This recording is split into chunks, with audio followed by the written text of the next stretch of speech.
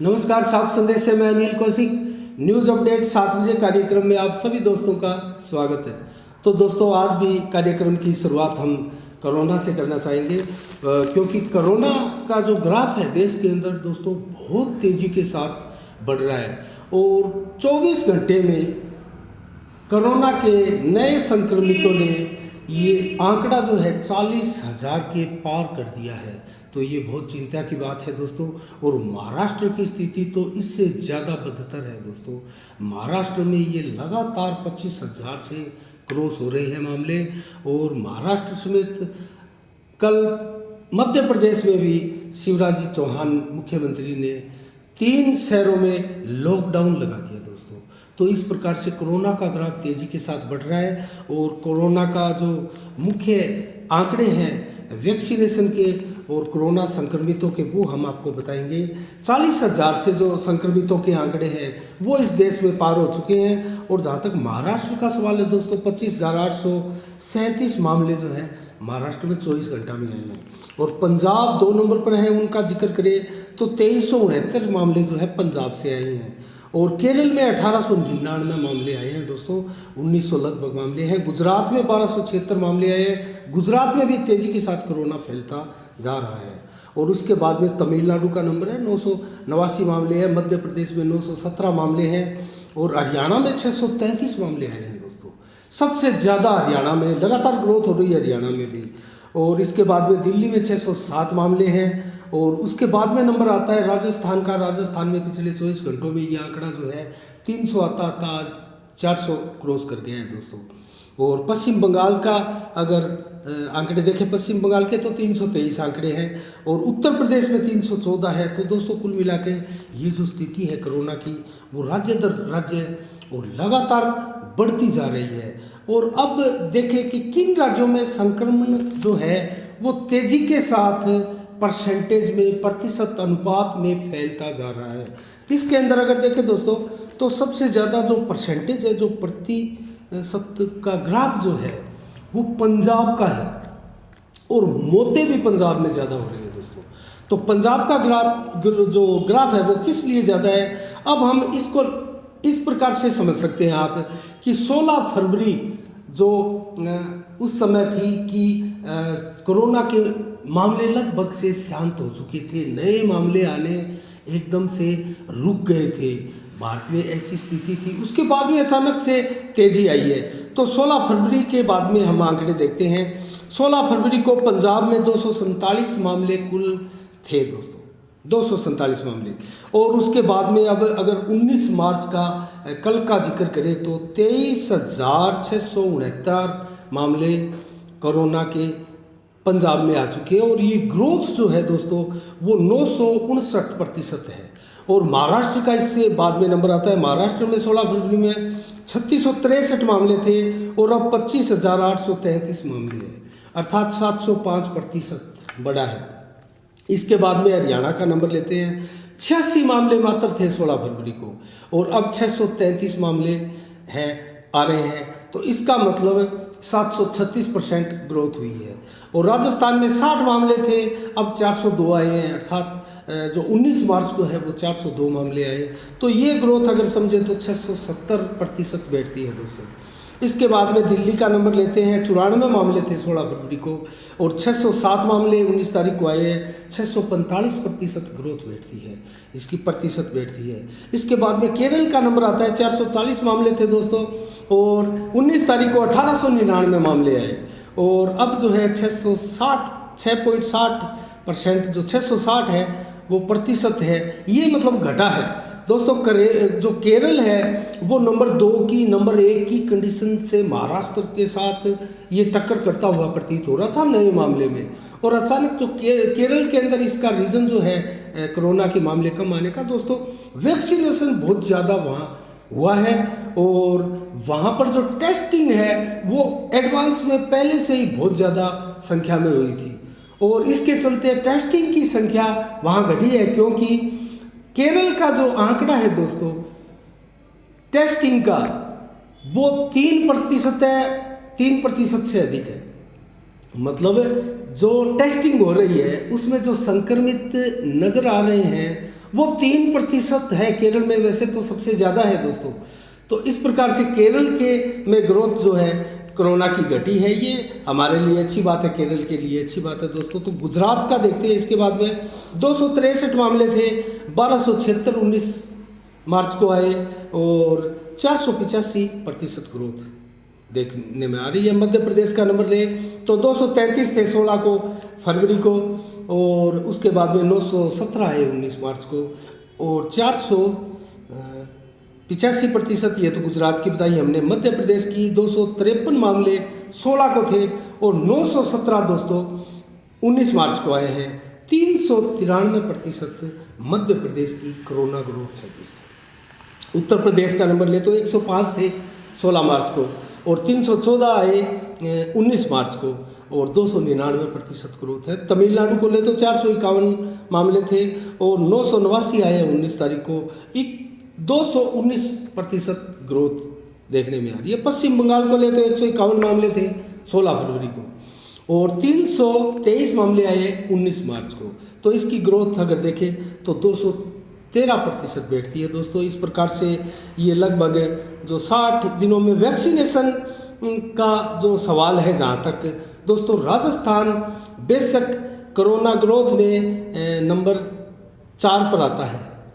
ये ग्रोथ प्रतिशत राजस्थान की है दोस्तों, चौथे नंबर पर है। 60 मामले थे 16 फरवरी को और 402 मामले आए 19 को, तो 670% बैठती है। ये नंबर 4 पर है राजस्थान। लेकिन जो वैक्सीनेशन का कार्य है सबसे ज़्यादा, उसके अंदर राजस्थान पूरे देश में नंबर 2 पर है दोस्तों। ये राजस्थान वासियों के लिए खुशी की बात है और सभी देशवासियों के लिए खुशी की बात है, क्योंकि राजस्थान जो है कोरोना वैक्सीनेशन में, जो वैक्सीनेशन का कार्य है उसमें राजस्थान ने बहुत अच्छी ग्रोथ की है और 37,38,137 डोज कोरोना वैक्सीन के राजस्थान में दिए जा चुके हैं। महाराष्ट्र नंबर 1 पर है दोस्तों कोरोना की जो वैक्सीनेशन ग्रोथ है, और मात्र 1 लाख का ये आंकड़ा ऊपर मानिए 38 लाख वैक्सीनेशन महाराष्ट्र में हुआ है। तो इस प्रकार से राजस्थान नंबर 2 पर है, 37 लाख वैक्सीनेशन राजस्थान में हो चुका है दोस्तों।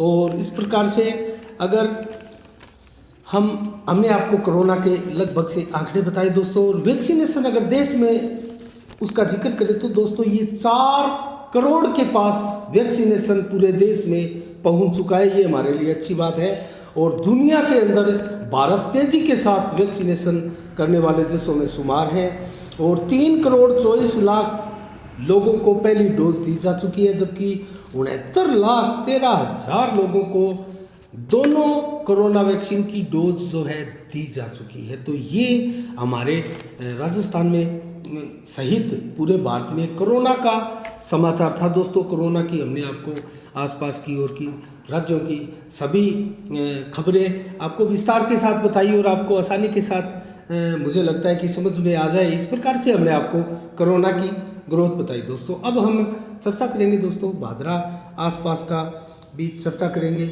और हनुमानगढ़ जिले की भी चर्चा करेंगे। हनुमानगढ़ जिले में दोस्तों अगर देखें तो 27 केंद्र बनाए गए हैं सरसों व चने की फसलों को खरीदने के लिए।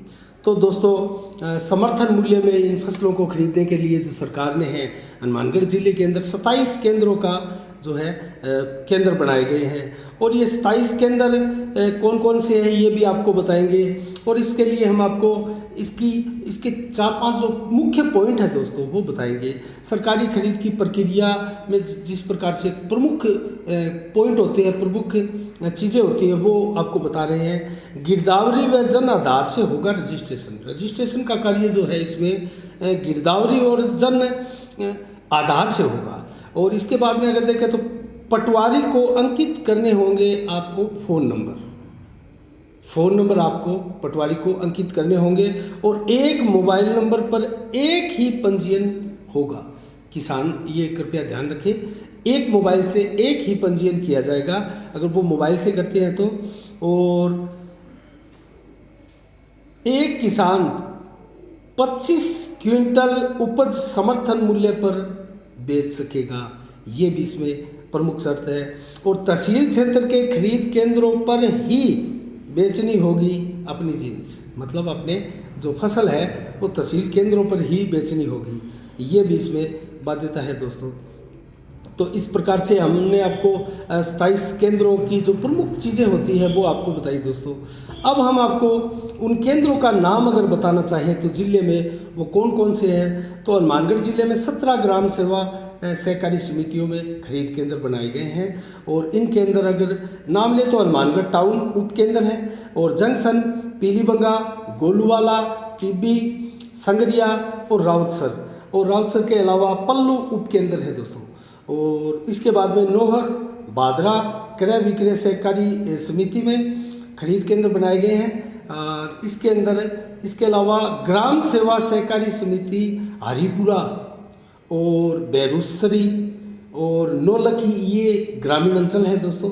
और बड़बिरान, और इसके बाद में अगर देखें तो ये फेफाना नौर का बहुत बड़ा गांव है दोस्तों। खुइया, रामगढ़, देईदास, डाणी, अराइयान और बिरकाड़ी, परलिका, ये लगभग नौर के गांव थे दोस्तों। डुंगराना, बिरानी और नेठाना, मलखेड़ा और निनाण, ये बादरा तहसील के ग्राम है दोस्तों। ये ग्राम सेवा सहकारी समिति मुनसरी में सरसों और चना की समर्थन मूल्य पर खरीद की जाएगी। ये मुनसरी व इनको निनाण और परलिका को नया इसमें जोड़ा गया है दोस्तों। और चना व सरसों, ये चना और सरसों की खरीद ये मुख्य रूप से होगी दोस्तों। और जो सरसों की खरीद का समर्थन मूल्य है मैं आपको बता दूं वो है 4650 रुपये। और इसके अलावा जो चने का समर्थन मूल्य सरकार द्वारा निर्धारित है वो 5100 रुपये इसमें निर्धारित किया गया है। तो इस प्रकार ये खरीद केंद्र है दोस्तों। और इसके अलावा अगर बादरा क्षेत्र की हम चर्चा करें तो आज इस न्यूज़ अपडेट कार्यक्रम में हम बादरा क्षेत्र से दोस्तों कानून व्यवस्था पर चर्चा करना चाहेंगे, क्योंकि चोरियों का ग्राफ अचानक इस शहर में बढ़ा है दोस्तों। और कुछ दिन पहले ही 7-8 दिन पहले का अगर हम जिक्र करें, चर्चा करें, तो यहाँ जो विश्वकर्मा यूनियन के लोग हैं बड़ी संख्या में उनकी बैठक हुई थी और लगातार 3-4 चोरियाँ विश्वकर्मा यूनियन है उनकी व्यापारियों की दुकानों में हुई थी। उसको लेकर उन्होंने मीटिंग की और मीटिंग करने के बाद वो सभी लोग थाने गए थे और थाने जाकर उन्होंने एक प्रार्थना पत्र भी दिया और चोरियों की बरामदगी करने के लिए और FIR दर्ज करने के लिए पुलिस डिपार्टमेंट में दोस्तों उनकी बेशक उनको सुना गया और उनकी एप्लीकेशन ली गई, लेकिन अभी तक कोई बरामदगी उन चोरियों में नहीं है। उससे पहले भी अनेकों चोरियां हुई है और 5, 7, 10 दिन, 5 दिन, 15 दिन के अंतराल से इस क्षेत्र में चोरियां लगातार हो रही है दोस्तों। कल का हम जिक्र करें दोस्तों, हमने अलग से वीडियो क्लिप बनाकर भी इसमें डाली हुई है साफ संदेश न्यूज़ चैनल पर, आप देखिएगा उसको पार्ट 1 पार्ट 2 के रूप में। और दोस्तों कल जो है वो सावा रोड के ऊपर जो सावा फाटक की तरफ जाने वाला मार्ग है उसके ऊपर एक नई दुकान किराना की बनी है, सिंधी समाज के लोगों की दुकान है।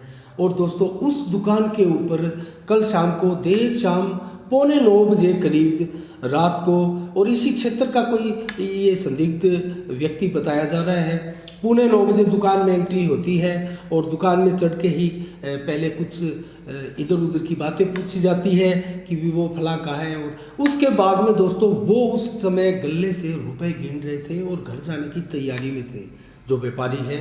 और वो दोनों पिता पुत्र थे, पंकज उसका पुत्र है। और तो इस प्रकार से दोनों बाप बेटे जो है तैयारी में लगे थे, पैसे गिन रहे थे गले से निकाल के। और उस आते ही संदिग्ध हमलावर ने, लुटेरे ने दोस्तों रिवाल्वर निकाल ली और रिवाल्वर निकाल कर पंकज पर तान दी। उसका पुत्र जो है संचालक है, दुकान के दुकानदार है उनका, उस पर तान दी और बोला ये पैसे मुझे दे दे। तो दोस्तों पंकज ने कहा कि तू पहले गोली चला। हमलावर बोला मैं गोली चला दूंगा, पैसे मेरे को दे दे। तो पंकज ने बोला तू गोली चला पहले। तो उसके बाद में वो जो लुटेरा था वो दोस्तों घबरा गया। वो निश्चित रूप से वो कोई पेशेवर लुटेरा नहीं होगा, तो वो घबरा गया और वो भागने लगा। तो उसके पीछे भी भागे और 1-2 लोग और भी उसके पीछे भागे और वो रेलवे सावा फाटक की तरफ भाग गया। उसके बाद में उसका आता पता नहीं है दोस्तों, वो वहाँ से गायब हो गया। इस घटना के बाद में क्योंकि 9 बजे बाजार लगभग क्लोज हो जाता है और बाज़ारों में जो है छीड़ हो जाती है दोस्तों। तो इस प्रकार से वो छीड़ का और अंधेरे का फ़ायदा उठाते हुए वो लुटेरा हमलावर भाग गया। तो उस घटना के बाद दोनों ही जो है दुकानदार और दुकानदार के वो पुत्र वो थाने गए और उन्होंने एप्लीकेशन दिया, उन्होंने शिकायत दर्ज कराई और पुलिस थाना में आश्वासन मिला कि ठीक है हम देखते हैं, हम कार्रवाई करेंगे। और जो किराना व्यापार यूनियन के अध्यक्ष है रंजन मानस दोस्तों, और किराना व्यापार मंडल के ही नहीं वो भादरा के संयुक्त व्यापार मंडल के भी अध्यक्ष बनाए गए थे। ठीक है, संयुक्त व्यापार मंडल में बहुत सा विवाद है, अभी खबरें भी आ रही है, लेकिन अभी तक जो अध्यक्ष है संयुक्त व्यापार मंडल का रंजन मानस ही है दोस्तों। तो रंजन मानस से वो लोग मिले क्योंकि उनका जो किराना व्यापार मंडल है उनके अध्यक्ष भी है। तो रंजन मानस ने कहा कि ठीक है कल मिलते हैं, कल इसकी FIR भी करवाएंगे, इसके ऊपर कार्रवाई करवाएंगे। तो दोस्तों हमने 1 बजे जाकर आज दिन में उनकी कवरेज की। 1 बजे तक ना तो व्यापार मंडल के अध्यक्ष और संयुक्त व्यापार मंडल के अध्यक्ष रंजन मानस का फ़ोन उनके पास आया था, ना किसी पुलिस डिपार्टमेंट का कोई नुमाइंदा वहाँ गया था कि आपकी दुकान में किस प्रकार का व्यक्ति था, कहाँ गया, और कोई किसी प्रकार की इन्वेस्टिगेशन कहने का मतलब नहीं हुई दोस्तों। तो इस प्रकार से भादरा में जो है ये एक तरीके से अराजकता की सी स्थिति उत्पन्न हो रही है। और एक दुकान का और जिक्र करूं दोस्तों, मैंने उसकी भी वीडियो अलग से बनाकर पार्ट 2 के रूप में डाली हुई है, आप देख सकते हैं साफ संदेश में। उसमें भी दोस्तों एक सावा बस स्टैंड की जहां बस लगती है बसपा के ऑफिस के सामने दोस्तों, उसके पास में ही जो नरेश बनिया वर्ग है दोस्तों, नरेश की दुकान है अग्रवाल की, और स्पेयर पार्ट के दुकान मोटरसाइकिल के और ये बेचता है दोस्तों। तो उनके ताले के ऊपर भी किसी हथौड़े से चोट लगी हुई हमने देखी भी, और कैमरे में जूम करके भी हमने दिखाई है, वो वीडियो आप देखिएगा। तो इस दुकान का भी ताला तोड़ने का प्रयास किया गया था दोस्तों परसों, और किसी कारणवश ये जो दुकान है मेन रोड पर है सावा बस स्टैंड के, तो कोई आ गया होगा या इत्तेफाक से वो ताला नहीं टूट पाया होगा चोट से। तो इस प्रकार से ये घटना भी अगर देखें और इसमें भी अगर वो कामयाब हो जाता और ताला तोड़कर चोरी कर ले जाता तो हाहाकार मच जाता बाजार में दोस्तों। इस प्रकार की अराजक स्थिति है और पुलिस डिपार्टमेंट है दोस्तों किसी प्रकार की बरामदगी करने में नाकाम साबित हो रहा है अब तक। तो कुल मिला के अगर कहा जाए तो भादरा की इस कानून व्यवस्था पर हमने चर्चा की। मैं विधायक बलवान पुनिया से भी साफ संदेश की तरफ से गुजारिश करूँगा, निवेदन करना चाहूँगा कि वो आए यहाँ जब सत्र वो समाप्त हो विधानसभा का, और जब आए तो यहाँ जो इसका संज्ञान ले और इसके बाबत पुलिस डिपार्टमेंट के साथ बैठक कर जो है बरामदगियाँ करवाने की कोशिश करे और चौकसी करवाने की कोशिश करें। रात्रिकालीन गश्त है दोस्तों उसको दुरुस्त करने का प्रयास करवाएं। और कुल मिला के ये जो बाजार में बढ़ती हुई जाम की स्थिति है, अतिक्रमण उसका मुख्य कारण आप मान सकते हैं। उसके ऊपर भी यहाँ जो ट्रैफिक पुलिस के कर्मचारी हैं दोस्तों बहुत कम संख्या में हैं, तो मात्र 1-2 की संख्या में है, तो उनसे जो व्यवस्था है ये बन नहीं पाती है। कभी तो मावड़ियों का मंदिर जो संजय चौक एरिया है दोस्तों, वहाँ भी महीने में 2-3 बार मेला बढ़ता है, और मेले में स्थिति ऐसी होती है कि पूरी गुड़ मंडी बाजार को, मेन बाजार को जाने वाली वो रोड है वो ब्लॉक हो जाती है।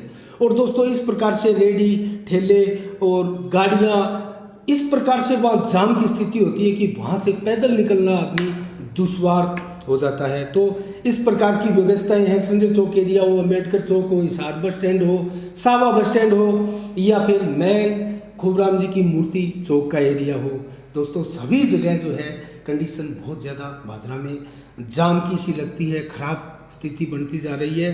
तो इसका उपाय चाहे वो पार्किंग व्यवस्था से करे या अतिक्रमण हटाकर करे, या फिर जो ट्रैफिक पुलिस की ज़्यादा से ज़्यादा ड्यूटियाँ लगाकर करे। कम से कम विधायक और पालिका अध्यक्ष और CI महोदया यहाँ मिलकर जो है, SDM साहब भी है, तहसीलदार भी है, सारा प्रशासन बैठकर इसके ऊपर व्यवस्था के ऊपर विचार करना चाहिए। ऐसी बड़ी मीटिंग व्यापार मंडल के लोगों को भी बुलाना चाहिए और बड़ी मीटिंग का आयोजन किया जाना चाहिए। एक चीज़ मैं और कहना चाहूँगा दोस्तों, आज कुल मिला के जो ये थाने के अंदर CLG की बैठक होती है, हर बार होती है, और दोस्तों उसके अंदर बातें ही होती है, कभी उन बातों का निराकरण नहीं हुआ, कभी उन बातों पर अमल नहीं हुआ। और मैं सबसे बड़ी बात दोस्तों आज मैं आपको बताना चाहूँगा साफ संदेश के माध्यम से, मैं 1992 से पत्रकारिता क्षेत्र में हूँ दोस्तों, इस भादरा से, और आज तक किसी प्रशासन ने, किसी यहाँ नुमाइंदे ने हमें आमंत्रित नहीं किया कि आप सीएलजी के सदस्य हो। तो इस प्रकार से सीएलजी के जो सदस्य बनाए जाते हैं दोस्तों, मैं मेरा नाम इसमें शामिल नहीं करना चाहूँगा, बेशक हमें सीएलजी का सदस्य ना बनाया जाए, लेकिन ऐसे लोगों को सीएलजी का सदस्य बनाया जाता है कि पुलिस डिपार्टमेंट में जो अधिकारी बैठते हैं उनकी हाँ में हाँ वहाँ मिला दी जाती है, और किसी प्रकार का उनको पहले की जो मीटिंग हुई है और उनमें जो प्रावधान डाले गए, लोगों ने सुझाव दिए, उनके ऊपर किसी कार्रवाई के ऊपर वहाँ चर्चा नहीं होती है, बात नहीं होती है, और पुलिस डिपार्टमेंट से कोई सवाल जवाब नहीं करता है वहाँ, और किसी प्रकार का कोई भी व्यापारी को हमने आज तक सवाल जवाब नहीं करते देखे कि पिछली बैठक में आपने ये कहा था, इस प्रकार की व्यवस्था कर देंगे। तो दोस्तों कुल मिला के भादरा की जो व्यवस्था है वो बदहाल है, कानून व्यवस्था चरमराई हुई है, विधायक जो है वो खाना पूर्ति करने में व्यस्त है दोस्तों, अपनी किए हुए कार्यों को बखान करने में व्यस्त है। तो मैं ज़्यादा से ज़्यादा विधायक महोदय से, सीआई महोदय से, और यहाँ पालिका अध्यक्ष से और एसडीएम महोदय से कहना चाहूँगा कि व्यापारियों को साथ लेकर, कस्बे के प्रमुख जनों को साथ लेकर के ऐसी मीटिंग बुलाए और भादरा की इन जो व्यवस्थाओं में इन ये जो कमियां हैं, ये इन कमियों को पूरा करे और इसके ऊपर एक सार्थक पहल करे, कम से कम, चाहे वो अतिक्रमण की दिशा में हो, चाहे वो किसी दिशा में हो, चोरियों को रोकने का प्रयास हो, किसी भी प्रकार का अभियान हो, कोरोना की रोकथाम हो या फिर और प्रकार का अभियान हो, कम से कम प्रशासन एक बैठक करे। हमें बेशक ना बुलाया जाए, कोई बात नहीं है, हम अपनी जिम्मेदारी है वो हमारे सुल्तान केसरी के माध्यम से और ये सोशल चैनल है साफ संदेश के माध्यम से निरंतर निभाते रहेंगे और जन जन की सेवा करते रहेंगे और जन जन की ये पुकार जो है हम सुनते रहेंगे, और जैसा भी समाचार है निष्पक्षता के साथ, पूरी ईमानदारी के साथ लोगों को बताते रहेंगे दोस्तों, ये हमारा आपसे वादा है। और इसी के साथ आज के न्यूज़ अपडेट 7 बजे कार्यक्रम में इतना ही, और कल हम ठीक 7 बजे आपसे फिर रूबरू होंगे नए समाचार लेकर, नई धार लेकर, और तब तक आप अपना बहुत बहुत ख्याल रखिएगा। मुझे दीजिएगा इजाज़त। मैं अनिल कौशिक, साफ संदेश से नमस्कार। जय भारत, जय जय राजस्थान।